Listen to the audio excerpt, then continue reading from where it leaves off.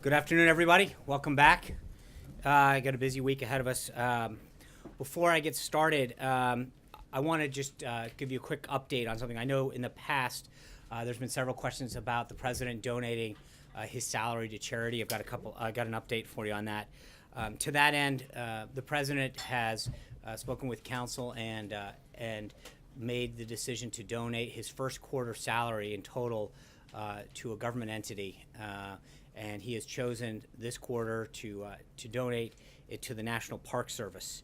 The Park Service has cared for our parks since 1916, and the president is personally proud to contribute the first quarter of his salary to the important mission of the Park Service, which is preserving our country's national security. So it is my pleasure, on behalf of the President of the United States, to present a check for $78,333 to the Secretary of the Interior, Ryan Zinke, and Superintendent of the Harpers Ferry Park site, Superintendent Brandenburg.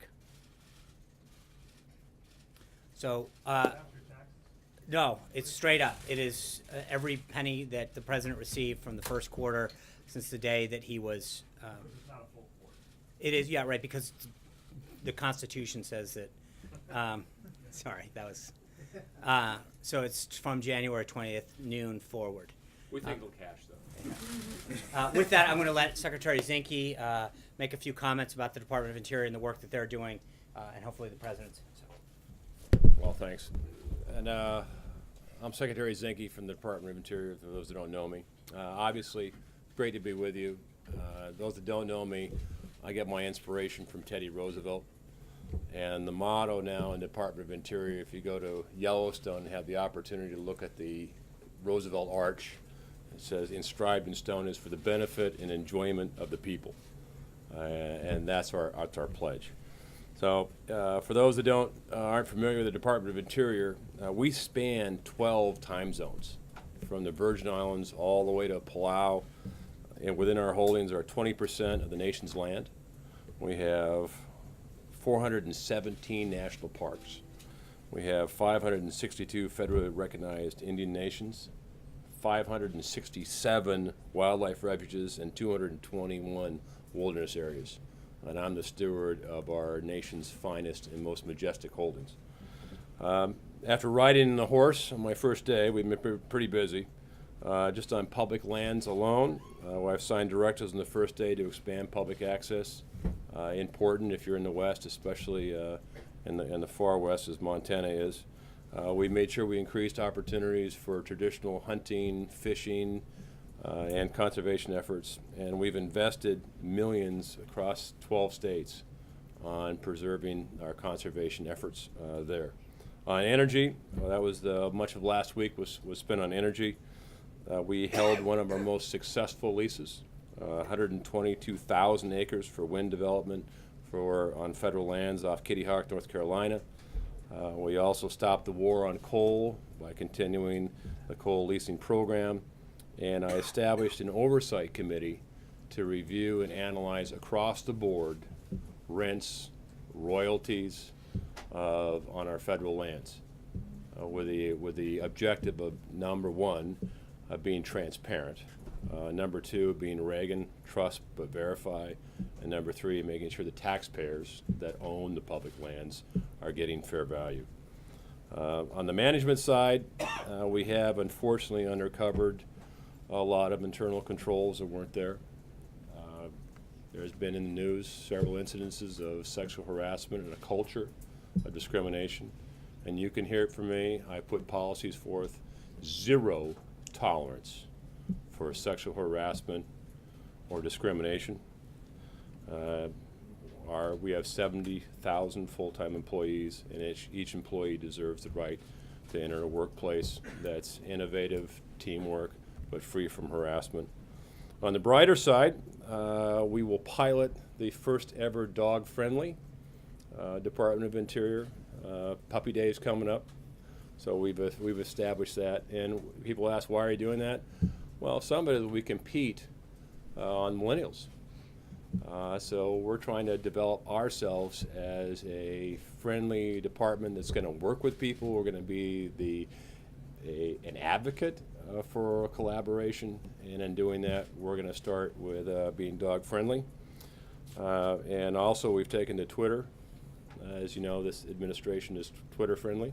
So am I at Secretary Zinke. And finally, as a veteran myself, I tell you, I am thrilled at the President's decision to donate the check he did today.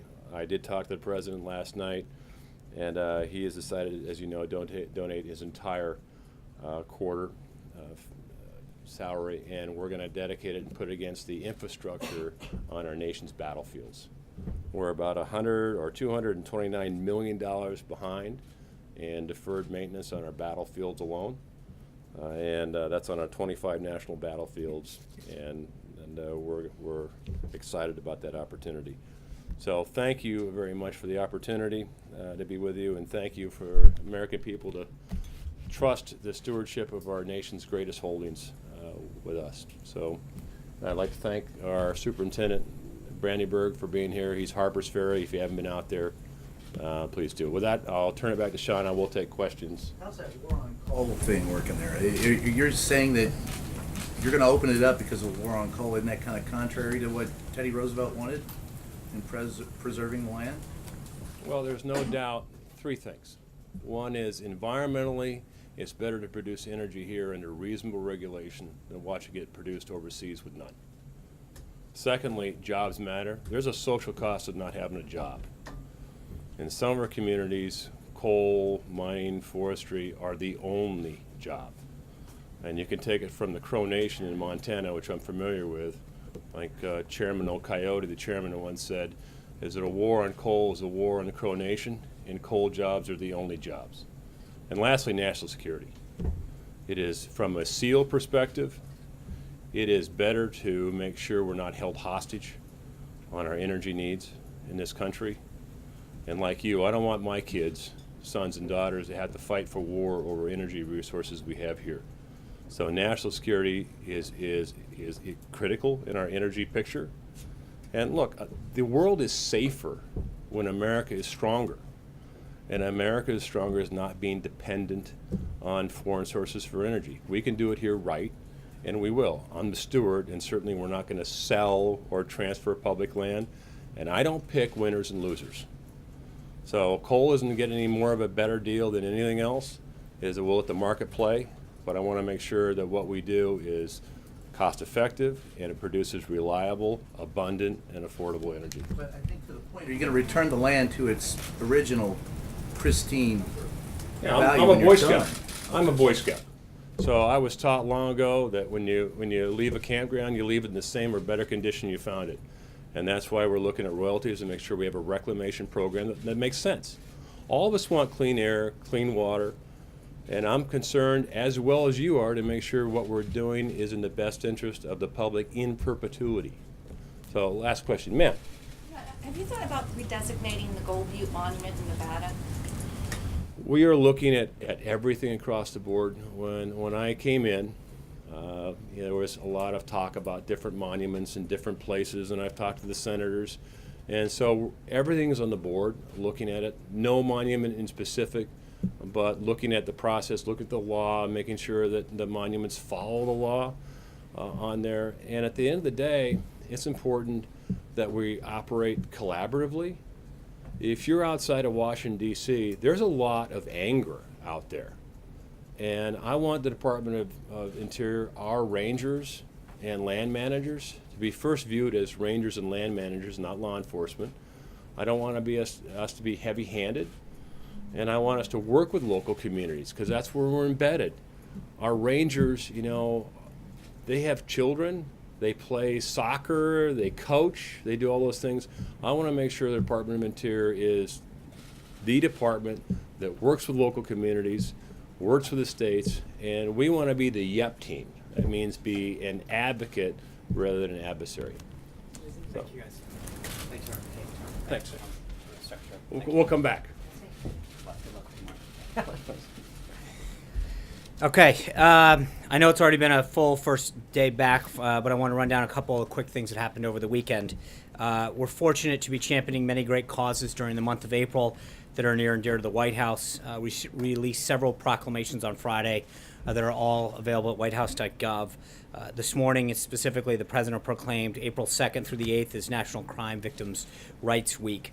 On Saturday, the President declared a major disaster in the state of California as a result of severe winter storm flooding and mudslides in February.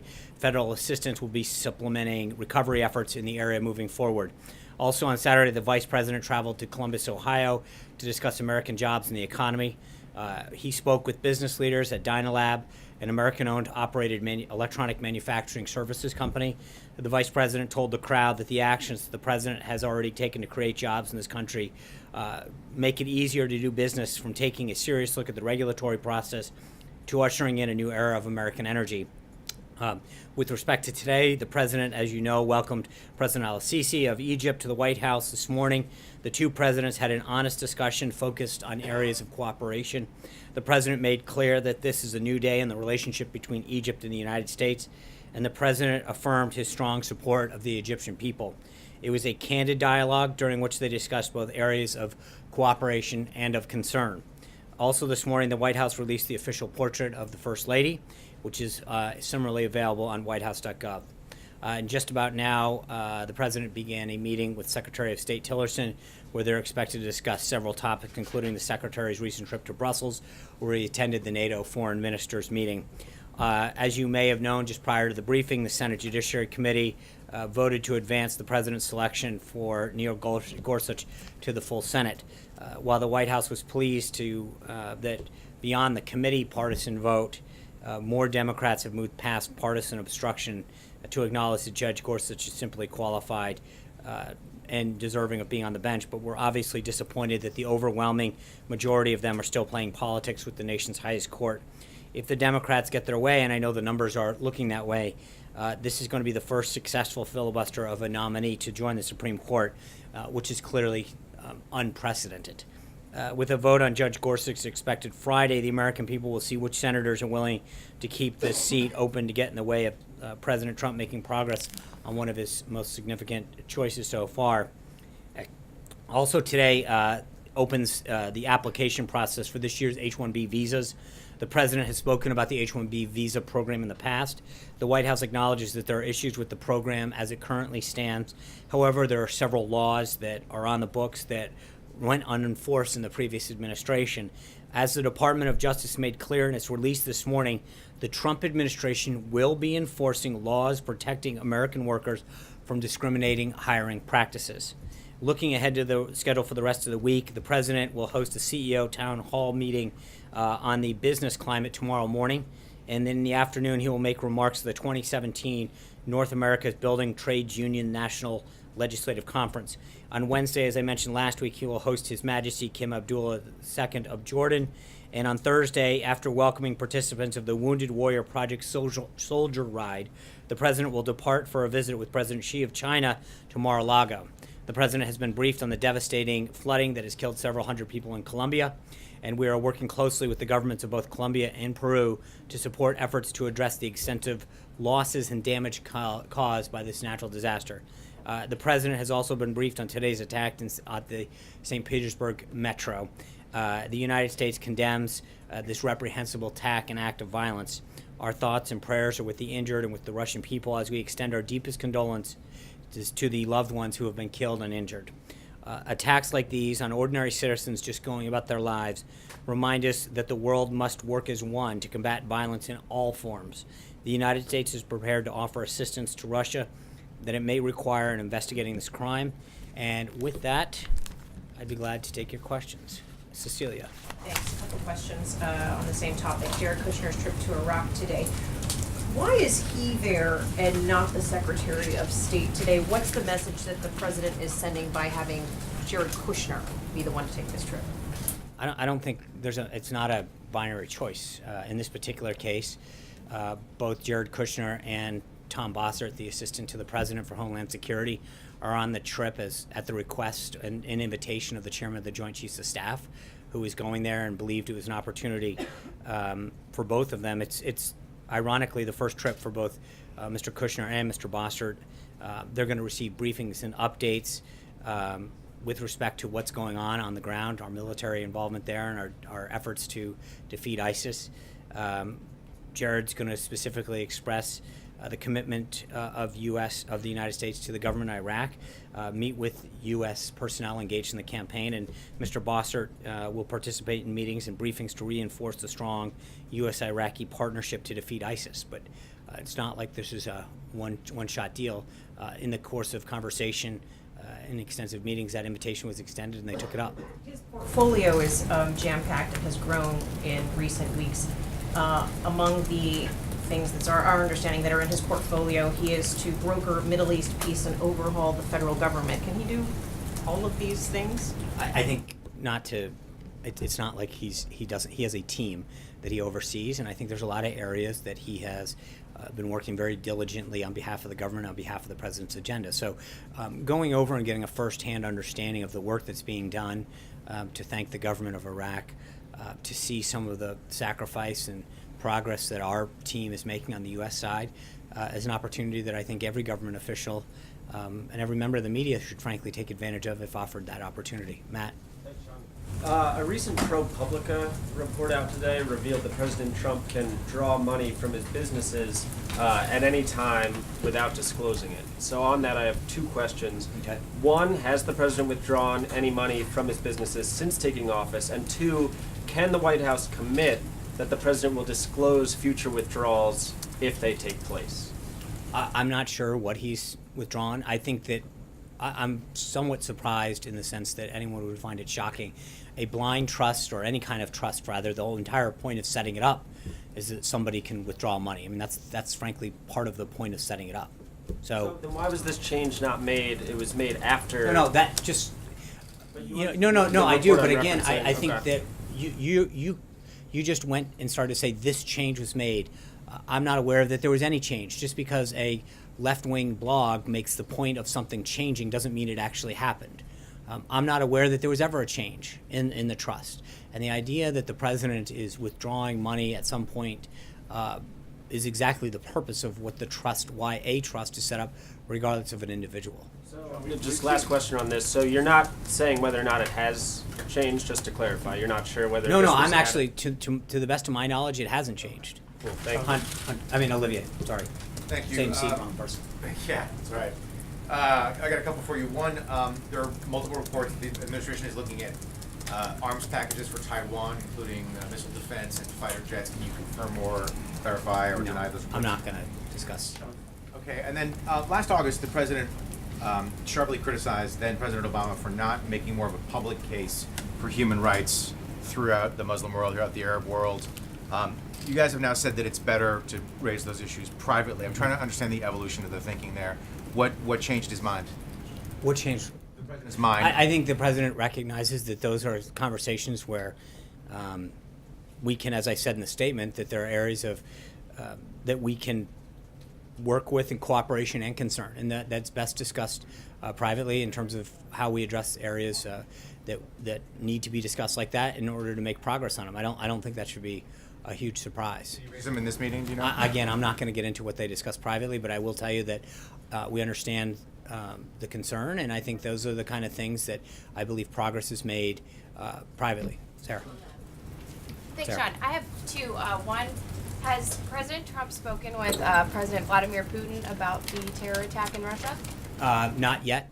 I know that obviously the president of Egypt just left moments ago prior to me coming out. But I do know that, as I mentioned at the top, our teams have been reaching out to both the government of Russia, the government of Colombia, and I know that there's been some outreach, I believe, to the folks, the government of Peru, with respect to their situation, the mudslides there, and then obviously the violence that occurred in Russia is something that we've already started reaching out from a government to government standpoint. If there is a call, we will make sure that we read that out. And secondly, Senator Rand Paul has called the reports that Susan Rice ordered the unmasking of President Trump's associates a, quote, smoking gun. Right. Does the president agree with that characterization, and what does he think of these reports? Yeah, I saw Senator Paul's tweet. Look, I think I want to make sure I'm clear, I'm consistent. I think we've been trying to say that from the get-go that there's been an ongoing investigation that we have supported looking into this matter. I will say that we have continued to say that I think there is a troubling direction that some of this is going in, but we're going to let this review and go on before we jump to it. But I think that it is interesting the level of or the lack of interest that I've seen in these developments when it goes in one direction versus where I think it was going, where other amounts of interest that have come from this room and beyond. I'm somewhat surprised in terms of the level of interest that I've seen from the press corps at one set of developments versus another set of developments. That being said, I'm not going to start getting into a further discussion of that. Blake. Sean, thanks. Let me pick up here a couple questions, but I'll start here. Does the White House believe Susan Rice may have done anything illegal? I think I'm not going to appreciate the effort there.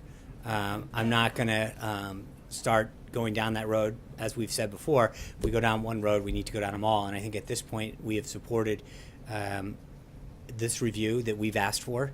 But I do think that when you see the developments that we've seen in terms of the public on the record comments that Dr. Farkas, Evelyn Farkas, who is the Deputy Assistant Secretary for Defense for Russian Affairs, said very publicly that this was part of an attempt of the Obama administration to spread classified information. Then you see the developments that have happened today. I'll just say that, as again, I'm somewhat more from a media standpoint, somewhat intrigued by the lack of interest that we've seen in some of these public revelations and reporting that has gone in that direction that we've seen in some of the other directions that we've seen. That being said, I'm not going to get into. And let me ask you, as it relates to Neil Gorsuch, Yeah. Is the White House comfortable with the nuclear option potentially being invoked? The president said several weeks ago that this was something that he would support. We're comfortable in the sense that obviously that decision is up to Leader McConnell to make how he wants the Senate to deal with this. I think the majority leader's comments are very clear in the direction that he's headed in. But I think we have entered a whole new league if this goes forward in terms of Democrats really going and saying it's one thing to vote against a nominee. We've seen that in the past, and I understand that. But we've now gone from the devolution of agreeing that there are certain people that a president has the right as long as they're qualified, right? We've seen that in the past. John Roberts, I think, got 78 votes. But when you see that go in one direction versus now that there's literally going to be the first filibuster in modern times on a qualified judge that's going to end up going on the court, we have really come a long way. And I think Democrats are setting a very dangerous precedent when it comes to how they want to do this, because this isn't about voting against somebody or having an issue with them. It is literally trying to stop using the filibuster for something that it was never intended for, nor has it ever really been the principle that we would vote down somebody who was qualified. Trey. Sean, what is President Trump doing behind the scenes to make sure that his pick for the Supreme Court, Judge Neil Gorsuch, ultimately is confirmed by the Senate? And what message does he have for Democrats on Capitol Hill who said they're going to filibuster? Well, I mean, if you look at, I think it's 4 Democrats that are now saying that they're going to vote against the filibuster. I think we feel good about that level of support. We've, I think, done a very good job of making sure that we have the Republican majority support that we need to pass it. It is now an internal question for senators to determine how they want to do it. But make no mistake, and I believe Leader McConnell, when he says on Friday, Judge Gorsuch will be voted as the next Supreme Court justice. Me through what Friday looks like for the president. Obviously a major meeting with the president of China, but his eyes are going to be here on Washington. Is he going to be making phone calls Thursday night trying to gauge the I think situation? he's going to be, we look forward to heading down to Florida Thursday to engage in some bilateral and bilateral plus meetings with the president and his team from China. Obviously that will continue into Friday morning, but we'll see how Friday evolves. But I don't think there's any question right now, according to Leader McConnell and others, that we're going to have an associate justice of the Supreme Court ready to go. It's a question of how it happens. Zeke? Just a couple questions about the check presentation earlier in the briefing. You mentioned that he was decided to give the money to the Park Service at the advice of council. Is there an issue with him making a donation to a nonprofit? I think there was just that when given the options, he decided that there was a list of government entities that can accept donations. Ironically, it's not as easy to give money to the government as you would think. and aside from the IRS, and then I don't think you're giving. But my point is that he looked through a variety, and for this quarter, he chose the National Park Service. But it was a decision that he made based on his counsel presented him with several options, and he believed that that, as Secretary Zinke pointed out, that there was some great work being done there, especially that needed to do to restore our great battlegrounds, and wanted to do his part. Speaking of giving money to the federal government, the president's been, going to Mar-a-Lago again this weekend, has been facing calls from both officials in New York and in Florida, either to appropriate federal funds or request federal funds, which were not in the budget, for the additional security burdens that they have faced, given his residences there and his travels into those places, or to reimburse those local governments out of his own pocket. Obviously, this is a president who is far wealthier than any president we've seen in modern times, and he has the capability to make those outlays. Is that something the president is considering, or has he decided to make those outlays to reimburse these I think there's a governments? few things. Number one, the request to go to Mar-a-Lago was something that the Chinese, that was negotiated with the Chinese, and so I think this is a very high-level visit that really has a huge impact on our both economic and national security. So, secondly, the president has an opportunity, as all presidents. President Bush traveled to Crawford. The President Obama went to Hawaii often. I mean, this is not something that you can control. There is a security aspect that the Secret Service determines when the president and the family travels. That's not dictated by the President of the United States. And third is, I would know, ironically, this is a day that the president just donated a significant amount of money of his salary back to the federal government. And so, respectfully, it's like, it's at what point does he do enough? He just gave a very sizable donation. Probably, though, that's a very But small that's amount not of how money. we judge. I mean, I think to be able to say that, he isn't taking a salary. I think he stepped down from his business. He's walked away from a lot. I think I think at some point he's done quite a bit in terms of making a donation to the government. John. Sean, back on Susan Rice, if I could. The fact that it's allegedly the former national security advisor who requested the unmasking when it came to the incidental collection of people who were associated with the Trump campaign and the Trump transition puts that now squarely in the White House. When you look at that, combine it with the NSC rules that were promulgated at the end of the Obama administration to more broadly share intelligence, does this White House look at what she allegedly requested as a national security issue or a political issue? Well, I'm not going to, that's a nice backdoor into the line of questioning. I think until there's a finding of that, I don't want to start getting into the motives, because we still haven't, me getting to the motives assumes certain things in fact that I don't think we're ready to go to yet, because that again would be getting in the middle of an investigation. I do think that there's been enough public discussion and reporting on this stuff that I'm not going to comment on this any further until those committees have come to a conclusion of that sort. So we're not going to start going down and guessing the motives of something that is not assumed in fact yet. But I do think that it is interesting, that, as I mentioned earlier, the level or lack thereof of interest in this subject versus what has been commented on previously in terms of alleged people involved in processes. So I think there's Margaret. Sean, you mentioned that Jared Kushner has a team working with him. Can you help us understand exactly what's in the portfolio and who's on the team, and I have a follow to that? Yeah, he's announced the Office of American Innovation the other day. We named a bunch of those folks that have been part of that team, and as he looks at various aspects of government, he works with different people in the White House that oversee different parts of that portfolio, whether it's part of the team that's doing the Middle East was one thing. So you've got Jason Greenblatt, who's been traveling to the Middle East and other places to do that. There's people like Reed Cordish and Chris Liddell that are part of the team that are talking about the Office of American Innovation that he has discussed last week with respect to opioid use and others. So there is a team, depending on the subject, that is working with him, and he is providing oversight and direction. So he's overseeing teams handling all these different issues, whether it's Mexico, Canada, Israel, Palestine, Iraq, Sure.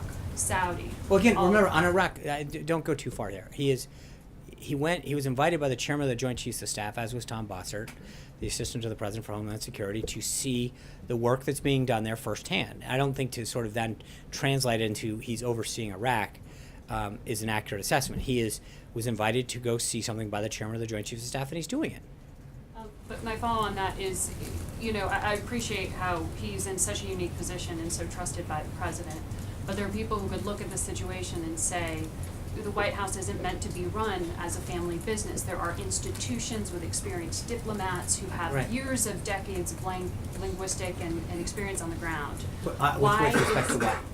With whatever these issues But are, you're- it's you're- the foreign you just- policy but you issues just in said- particular that Right, you can laid you just out. be clear though, because you just said with years of linguistic experience, so what situation are you specifically referring to? Well, it's partly why I was asking exactly what's in the portfolio, because it's our understanding that Mr. Kushner is involved with Mexico, that he's involved with Saudi Arabia, that he's involved with Canada, that he's involved with a number of different issues, No, and- China Yeah, in and particular. I think that there has been, as he has made clear, initially during the transition, he played a very key role in helping facilitate a lot of those. But now that a State Department's up and running, he has started to push a lot of those. But there's obviously people that are going to continue. Absolutely, but there's a lot of relationships that Jared's made over time with different leaders, Mexico being one of them you mentioned, that are going to continue to have conversations with him and help facilitate. That doesn't mean by any means that it's being done without coordination with the State Department. Quite in fact, the opposite. He's continued to work with them and to facilitate an outcome, but he brings a perspective to this and began doing that during the transition. But again, it's not a binary choice where he's doing this at the expense of somebody else. So he's a direct line to the president, whereas the other institutions are not. Okay, great. That's even better then. I think that's a win for our government. Shannon. On healthcare, has the president been reaching out, or anyone in the administration, to Democrats in Congress? Can you say specifically who? And does he still see the opportunity to work more closely with Democrats, given the difficulties with the House Freedom Caucus? Yeah, I think the president has made clear that he intends to work with anyone who wants to help him get to the number of votes. He obviously had a very productive discussion this weekend with Senator Paul. I know the vice president has been actively engaged, as well as other members of the staff, with members of the House in particular. And they're going to continue to try to find a way forward. But there are some, I'm not going to expose every member that's had some of these. Some of them want to back channel this to offer solutions and constructive ways forward. But those conversations are happening at several levels within the White House to see if we can find a way forward to get the number of requisite votes. But the president continues to work hard. He's having these conversations. Members have reached out to him to make their suggestions known, and so that's. But we continue to feel optimistic in the sense that there's a lot of constructive ideas that are coming to the table to get us to a way forward on healthcare. I just want to make one admin announcement. Tomorrow, the president is, as I mentioned, he's giving a speech tomorrow with a roundtable of CEOs on the American workforce, and then tomorrow he'll be speaking again at the American National Building Trades Union. So we'll have some kind of background briefing before the day because he is speaking live. So we will, on the guidance tomorrow, have something for you in terms of what we'll do for a briefing. We're working on that now. With that, I'm going to end for today and let you guys have a good one.